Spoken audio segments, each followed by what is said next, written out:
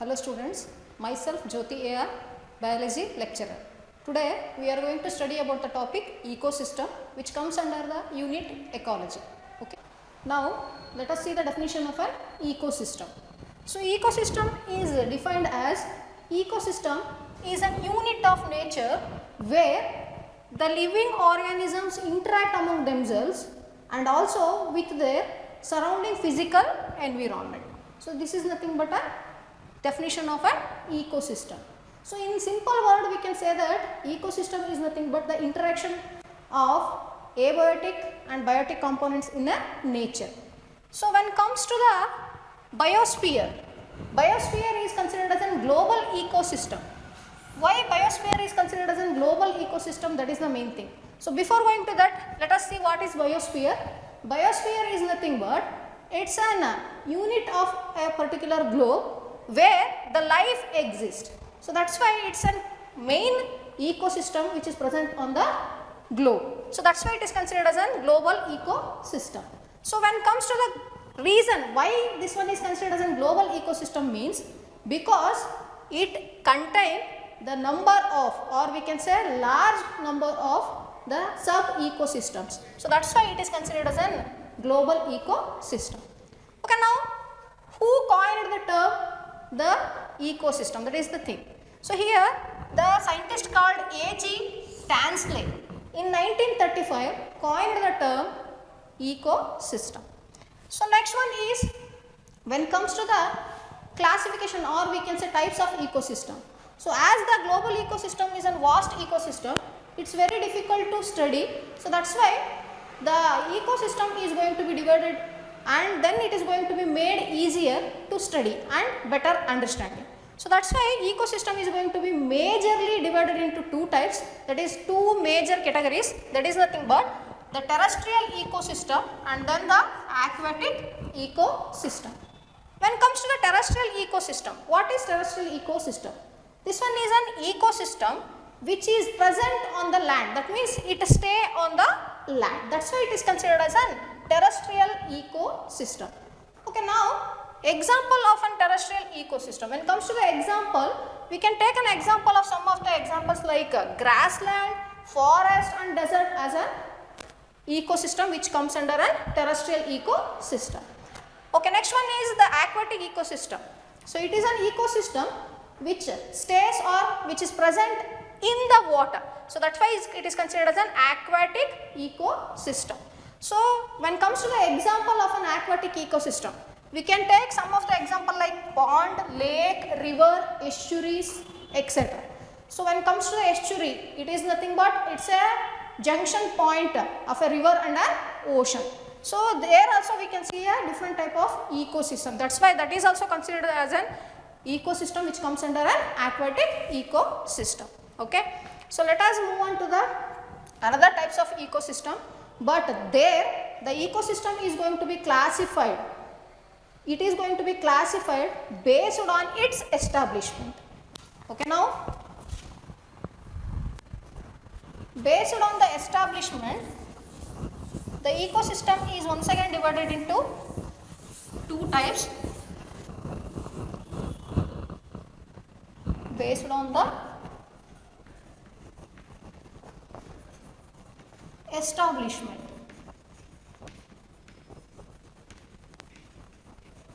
Once again there are two types, that is the first one is the natural ecosystem and the second one is man-made or artificial ecosystem.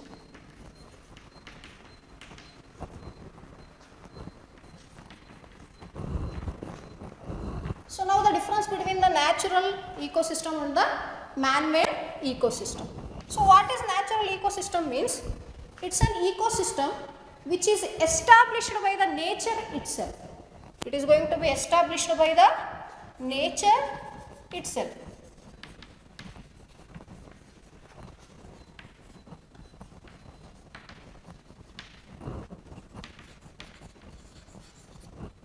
That's why it is considered as a natural ecosystem. When it comes to this example, we can take the examples of river, grassland, desert, forest, etc. So these are the some of the examples for natural ecosystems. When it comes to the man-made or artificial ecosystem, as the word indicates, these are the ecosystems which are artificially established by the man. These are the ecosystem artificially established by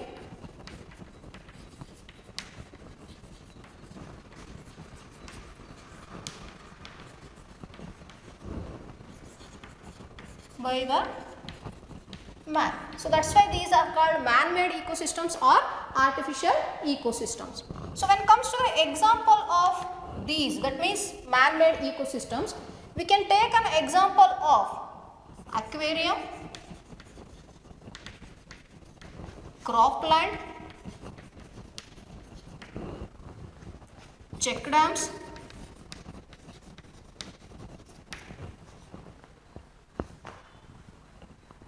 zoo, botanical garden,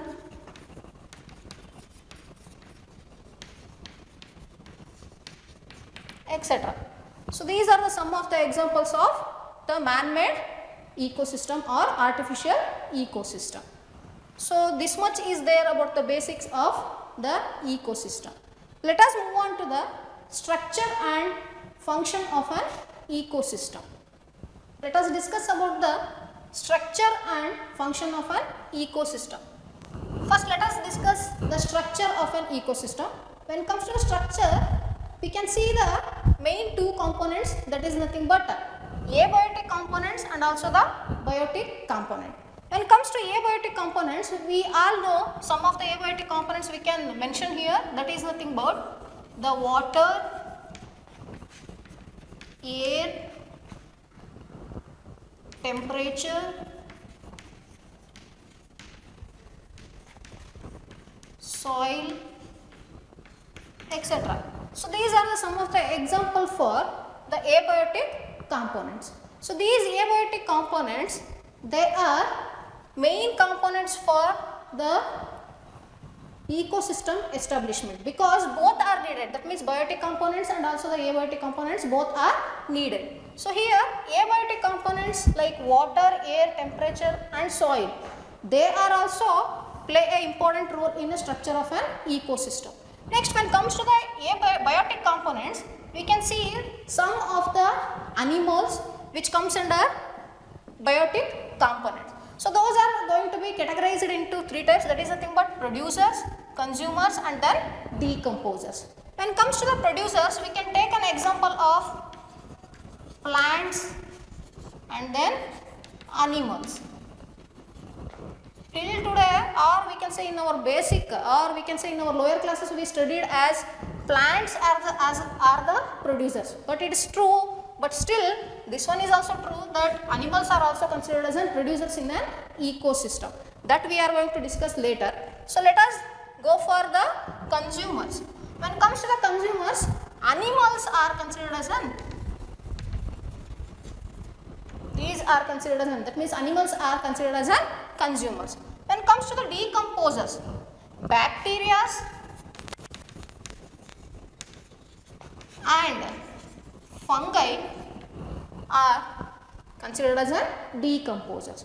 So these organisms also play an important role in an establishment of an ecosystem.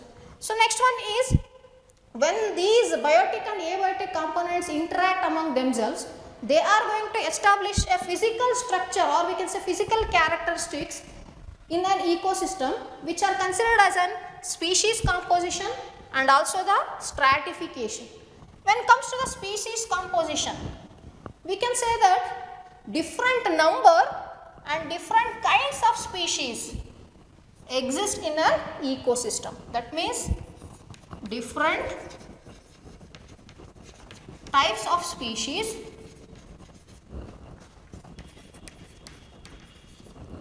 and different number of species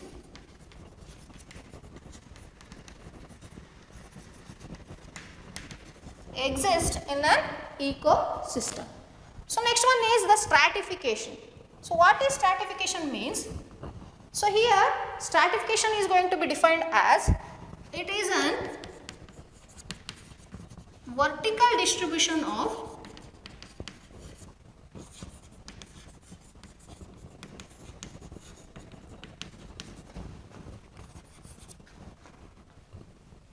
different species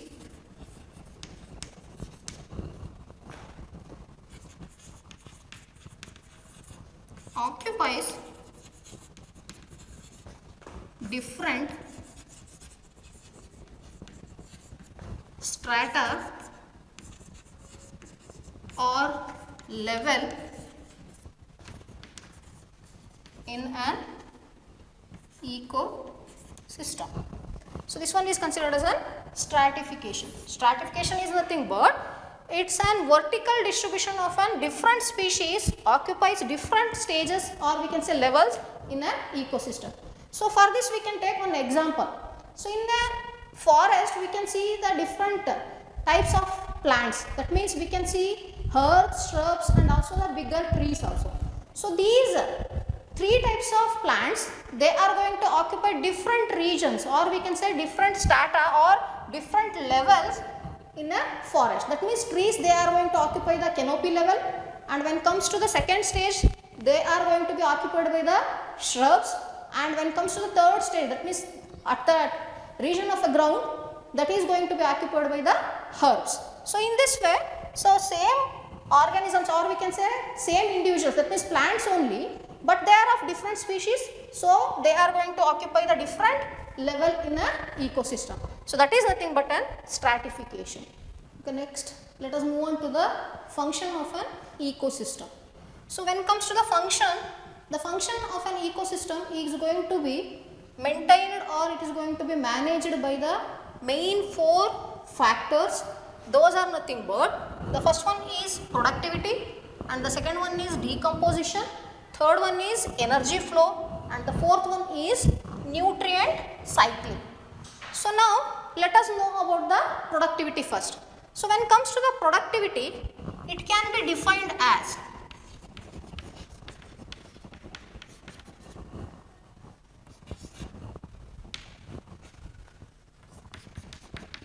it is the rate of biomass production. Productivity can be defined as it is the rate of biomass production.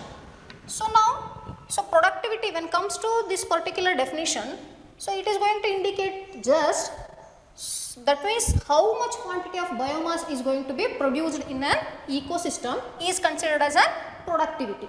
So this productivity is going to be depends upon, or we can say the members of the productivity are nothing but the producers. So producers are considered as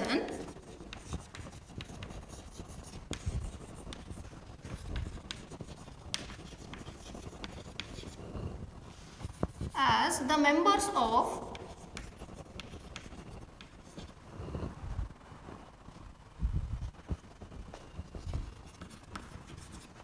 productivity. That means animals and the plants. So animals and the plants are the members of the productivity. Why? Because the productivity is going to be achieved by the animals and the plants. When it comes to this productivity, it is going to be measured in terms of the mass or weight per unit area per unit time. That means the productivity of an ecosystem is going to be measured in this particular unit. That means how much quantity or how much mass of biomass is going to be produced in a particular area in a particular time. That is considered as a productivity of an ecosystem. So when it comes to the productivity is going to be divided into two types. So let us see the two types of productivity. Types of productivity.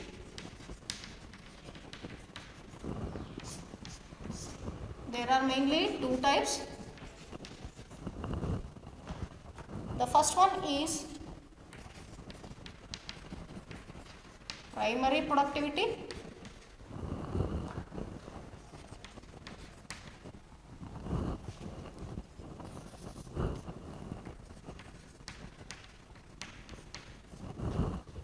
And the second one is secondary productivity.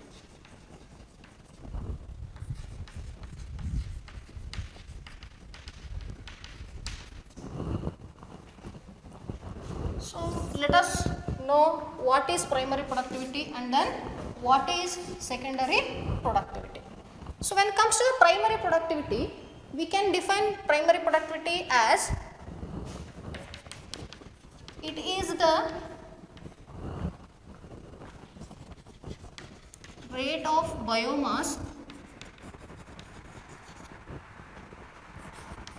produced in a unit area in a time period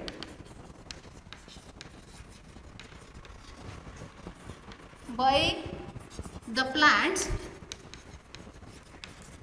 during photosynthesis.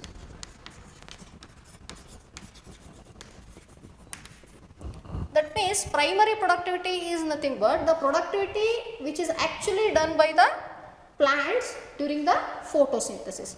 So that's why it is considered as a primary productivity, because the plants are considered as a producers, because they are the organisms which are able to produce the food by their own. So that's why they are considered as producers, and these producers, that means plants, by the process of photosynthesis, what they are going to produce, that means how much biomass or how much organic matter they are going to produce, is considered as a primary productivity. So it is defined as it is the rate of biomass produced in a unit area in a time period by the plants during the photosynthesis.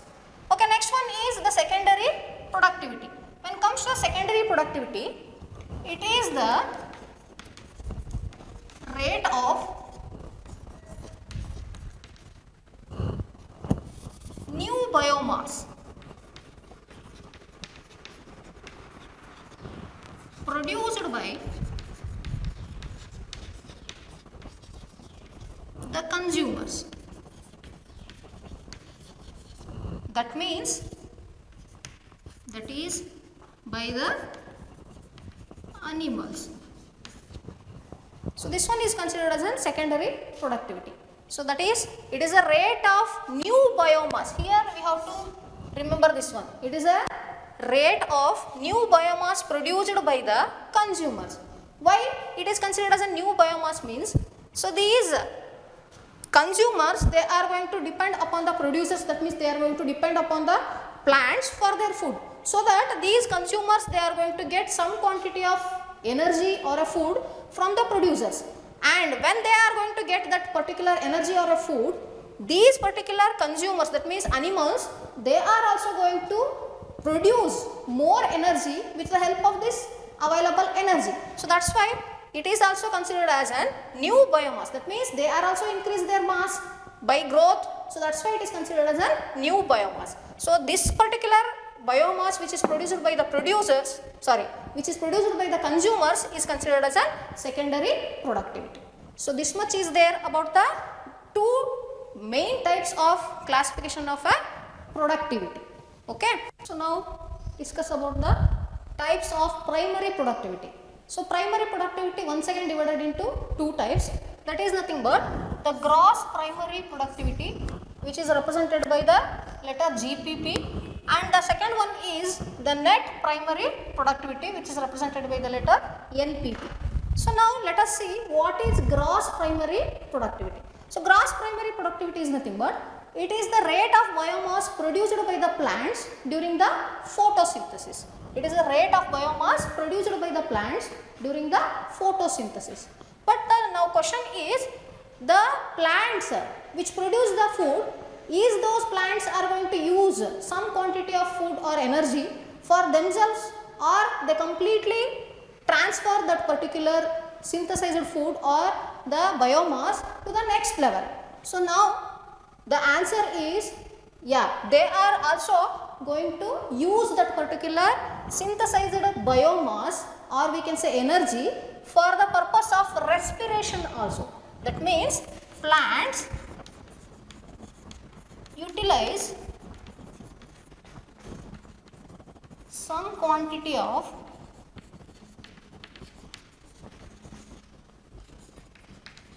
biomass for respiration, which is considered as respiration loss.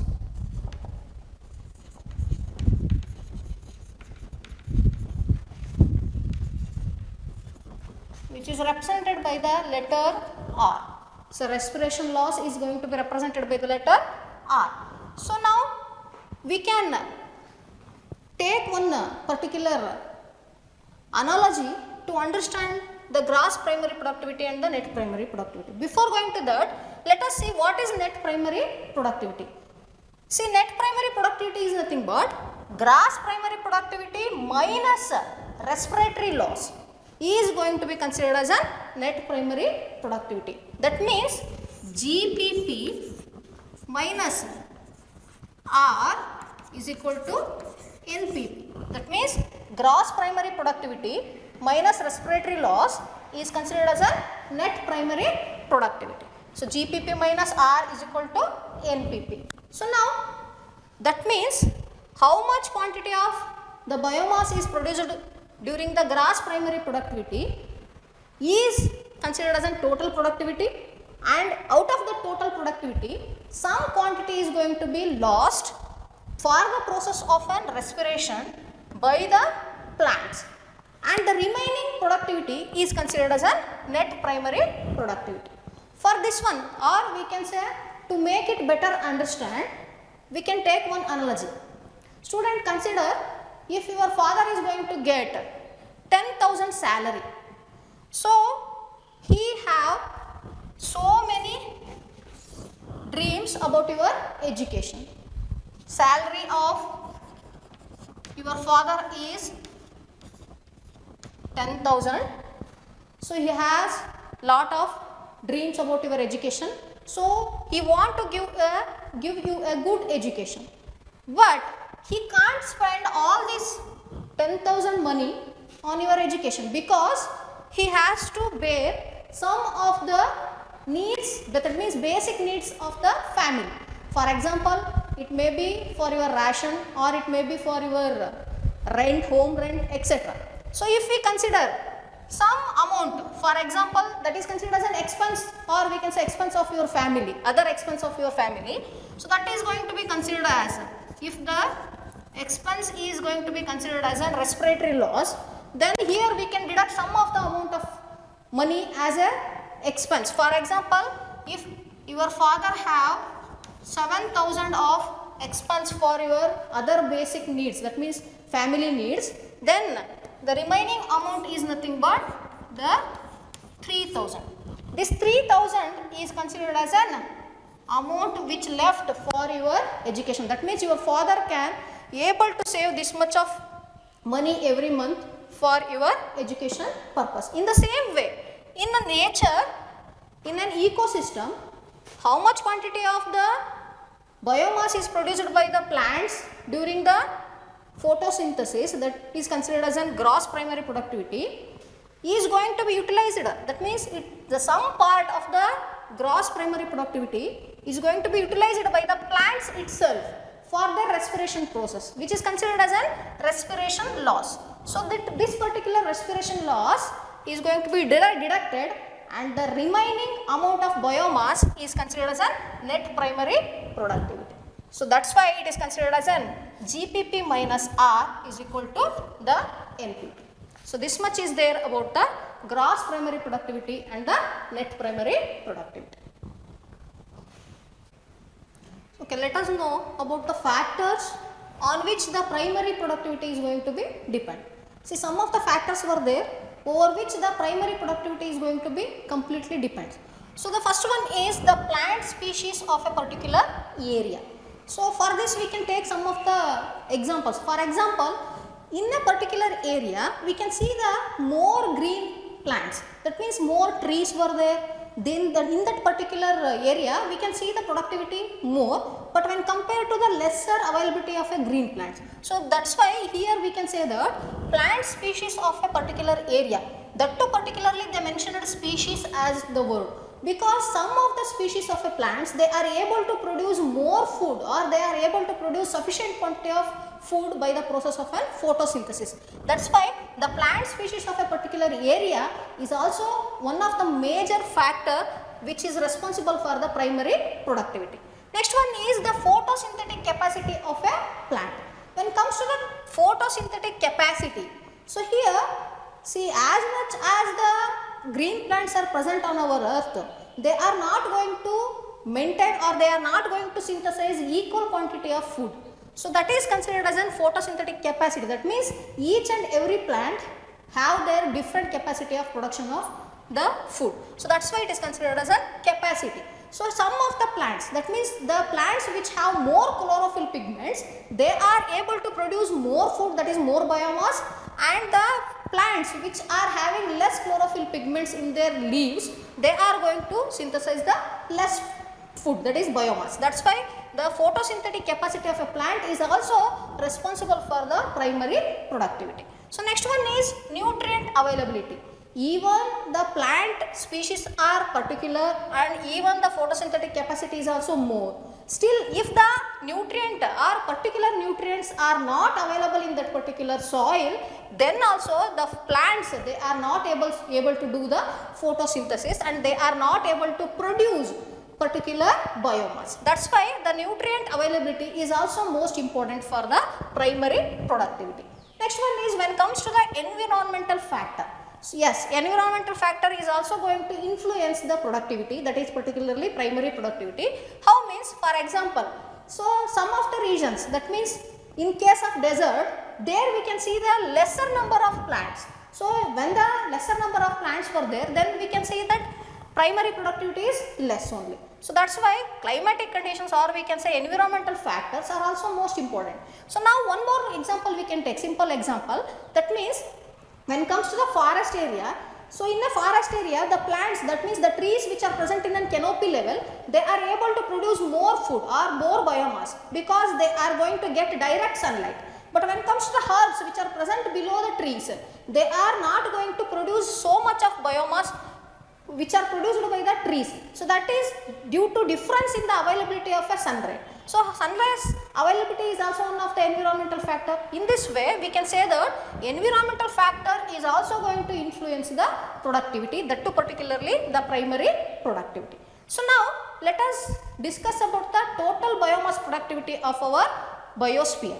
So here we can say that particularly the terrestrial habitat, or we can say the biosphere ecosystem, that too particularly which is considered as a terrestrial ecosystem, is going to be produced. That means the annual average productivity of a terrestrial ecosystem is considered as an 170 billion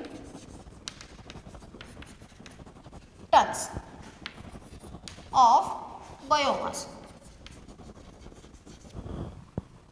But when it comes to the aquatic, that means the ocean biomass, or we can say the biomass which is produced in the oceans, is just a 55 billion tons